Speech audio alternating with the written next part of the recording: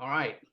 So just so everybody knows what a truck fleet owner does, Tyler, you want to explain this in your words because these are my words and the words of GPT, but I'm not sure they're exactly right. But as it relates to you and your company. Sure. Real quick, we're a trucking company. We move goods, raw materials, and consumable products up and down the road. We have your typical trucks and trailers, but we've got some specialty trailers as well, hauling some raw materials into um, manufacturing that goes into other goods. And we have obviously drivers operating those trucks, but yet we also have people who make decisions to plan certain trucks to certain loads based on certain drivers. We have to adhere to the DOT laws about how long a driver can drive during certain periods. And obviously, we want to always be safe and compliant. So, how do we kind of wrap up all those things and make instantaneous decisions in real time to where we're making 400 to 500 decisions a week on trying to find best truck for best load. And we believe that while we love and value our people, how do we help coach them by using AI to pair those up in real time success? Thanks. Other folks have comments along that line. Jim Newell, you might have a comment. Nope, no comments, Jim. Okay, Well, go sorry, ahead. I had to unmute. We're actually a broker, so And I'd like to know how it would apply to us. I'm gonna get to the broker next, and you can explain that one. How about that?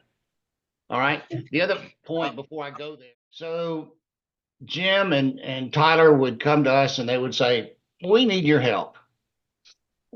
We don't really know where we begin." And so we would probably ask them, what are the top five things you need to know to run your business every day?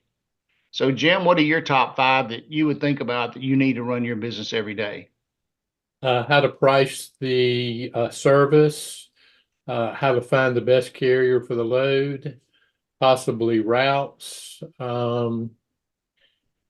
Just that's the only thing I can think of right now. Okay. Tyler, what would you add to that? I think I would like a to understand what loads and what miles are currently in the system for not just today, but the rest of the week, right? How do I make sure that I have enough revenue in the bucket to be able to do that? And then who's not, if customer A gave me 10 loads last week and there's only two in the system for this week, how does my team looking at that and saying, "Hey, customer A, where's the other 8 loads?" I think Okay. that would be a big piece to it. Okay. Very I don't good. know, I don't know if that answers your question, It but that's does. Yeah. something just hit me. Want to do.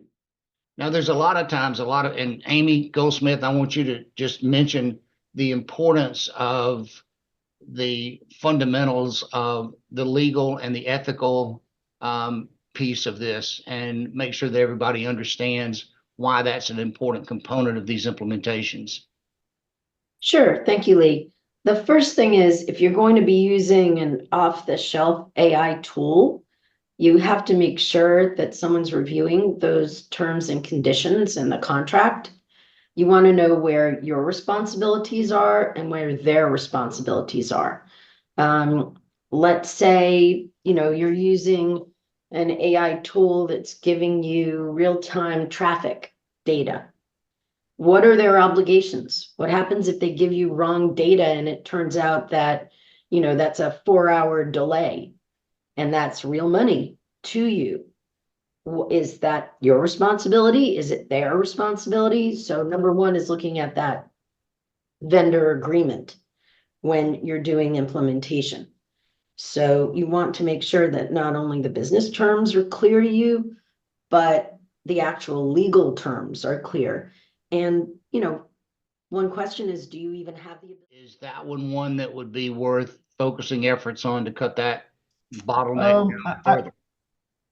Maybe, but I wouldn't say that would be one of our first ones. Okay, I'm actually thinking that, take our current, our current database where our trucks are posting currently and what are available loads, and then AI makes suggestions to us in real time to say best truck, best load. got it. Okay. And we also talked about, and I'm going to let Shashi talk about this one because he's had experience in other industries, and it's great when we're able to bring the knowledge and expertise from other industries to apply to something. But when somebody is bringing in a refrigerated load and they have to have their way bill signed at the back door and noted the temperature of the load, and then how do we get that back into the invoice to the customer if it's handwritten on the way bill? And Shashi, I know you've had a lot of work to do with that in the stock trading area. So you have a comment on that? Yeah, I think so. I think there's a few ways to automate some of those because we have things like video recognition or photo recognition stuff, image recognitions systems where you could actually capture that sensor data. If you don't have a direct link to this sensor, that would be the best. But if you don't have it, you could still take photographs and be able to read those numbers and attach it to the invoices. The other option is